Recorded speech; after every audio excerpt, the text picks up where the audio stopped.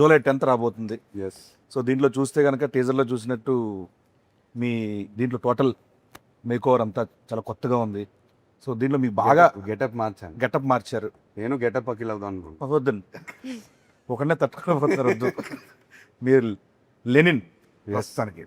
So ఈ సినిమాకి మీకు బాగా కష్టం అనిపించింది ఏంటి? అంటే రాయలసీమ తాలూకు స్లాంగా, లేకపోతే ఈ లుక్కా, లేకపోతే సెట్లో గెటప్ సినిమా? సెట్లో గెటప్ సీన్ అది అబ్వియస్ లేదు, అదే చెప్తాను. ఎక్కువ కష్టమేం అనిపించలేదు. మా డైరెక్టర్ బ్యూటిఫుల్గా రాశాడు, స్పేస్ ఇచ్చాడు, ఇంతమంది సపోర్ట్గా ఉన్నారు. చాలా ఈజీగా అనిపించింది నాకు. ఓకే, స్లాంగ్ని ఎలా వర్కౌట్ చేశారండి నువ్వు? డైరెక్టర్ని కాపీ కొట్టాను అంతే. ఒకసారి మనం రామాపురంకి వెళ్ళాము. తన ఇంట్లో ఒక 10 మంది కూర్చున్నాం, మనం భోజనం చేస్తుంటే అందరినీ గమనించాను.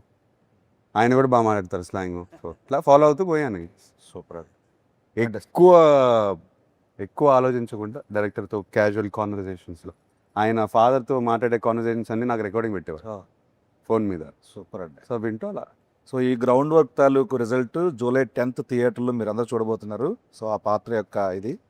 సో నెక్స్ట్ భాగ్యశ్రీ గారు, సో మన ప్రమోషన్లో అలాగే ఈ సినిమాలో మీరు ఒక డైలాగ్ బాగా వెళ్తాను బయట. ఏంటి? ఎన్టీఆర్ గారి డైలాగ్. అవును, చెప్పేసింది మొన్న ఫుల్ పేజ్ డైలాగ్. సో మీరు ఓన్లీ డైలాగ్ కాపీ అంటే కంఠస్థ పట్టారా, లేకపోతే బైహెడ్ చేశారా, లేకపోతే మీనింగ్ తెలుసా మీకు?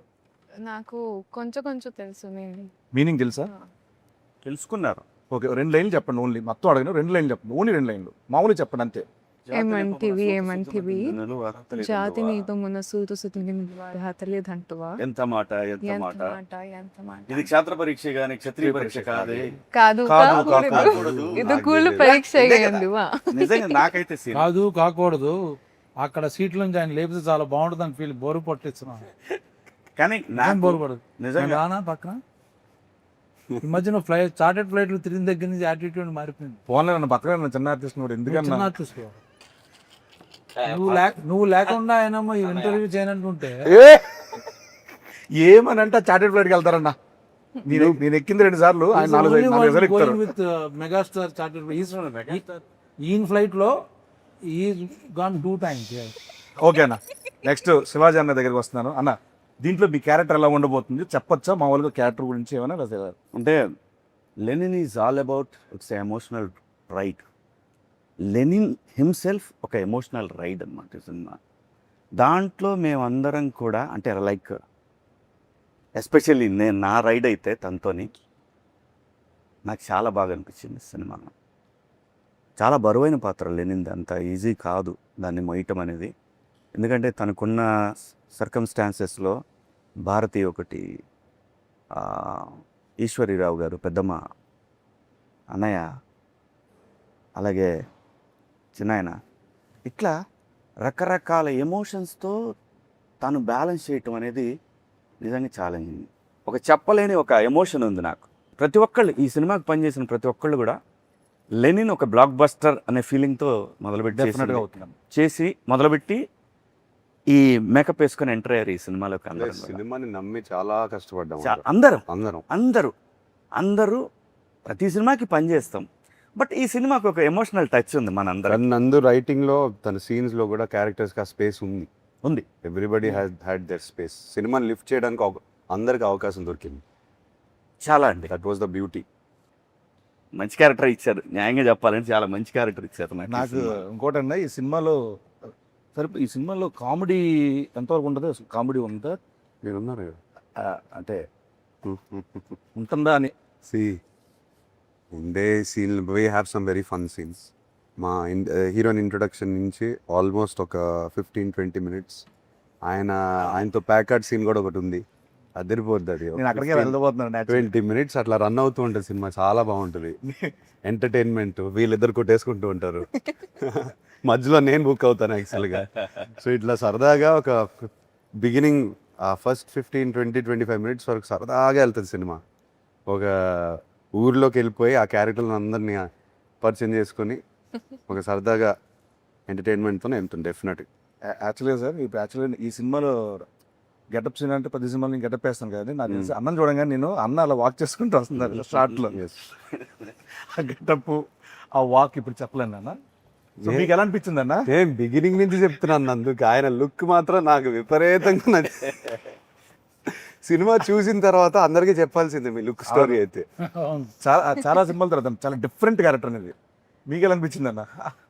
నేను డబ్బింగ్ చెప్తూ ఎక్కువ రోజులు డబ్బింగ్ ఉంటే బాగుండని అనుకున్న సినిమా ఇది. Wow. So I can see my face no dubbing చెప్పేటప్పుడు అవును. అరే అయిపోయిందా లేదు ఇంకా కొంచెం ఉంటే బాగుండు అని ఏమైనా కరెక్షన్ చెప్తారేమో అంటే నేను చూసుకోవడానికి కొత్తగా ఉంది నాకు. చాలా సినిమాలు చేస్తాం but same Brahmaji only, similar Brahmaji, little maybe costume చేయండి, ఇక టోటల్ గెటప్ మారిపోయింది. సో నేను కొత్తగా నాకు అనిపించిన స్క్రీన్ మీద కూడా నేనే అన్న ఫీలింగ్తో చెప్పాను. అది నాకు డబ్బింగ్ ఎలా చెప్పారన్నా? సేమ్ ఆ గెటప్ లా అనుకుంటూ చేశారా, మామూలుగానే చేశారా? లేదు పాపం డైరెక్టరు, నేను ఒక 2-3 ఏళ్ళ కానీ తనకు అలవాటు డైరెక్టర్ని చెప్పమని అది రిపీట్ చేశాడు చాలా మటుకు.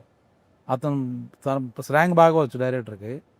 నందు చెప్తుంటే ప్రాంప్టింగ్ అనుకో, యాక్చువల్ ప్రాంప్టింగ్లో డబ్బింగ్ చెప్పా, ఎక్కడ రాంగ్ అవ్వకూడదని చెప్పి. అసలు అందరూ అదే చేశారు. దాంతో పాటు ఆయన లెగ్ కాపీ, అదే మెయిన్ హైలైట్. అదే ఇవన్నీ నేను నమ్మను కానీ ఇది highlight.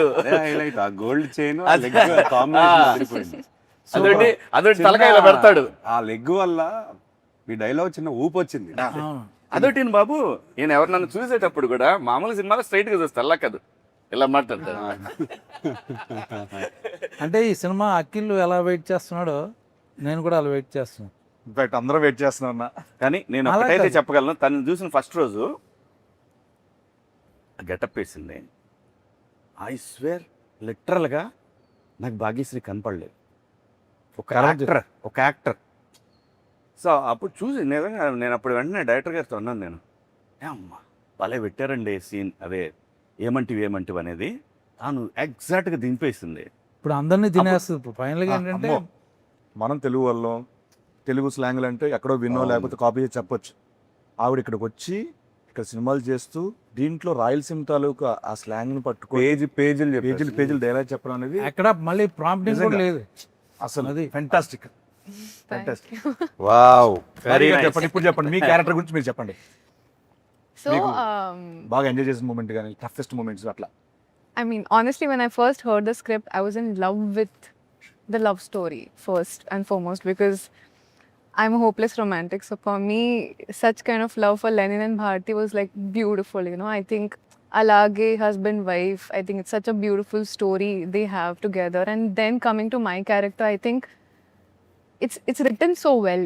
It has a lot of depth, and you know, as an actor, you hear a lot of narrations, kada, but when you hear depth for the character, everything you know about her, what she feels, how she is, how she acts, and I love the way the director wrote her. I think that's what made me come forward and give my 100%, because if not for the writing, I don't think you would see Bharti the way she is.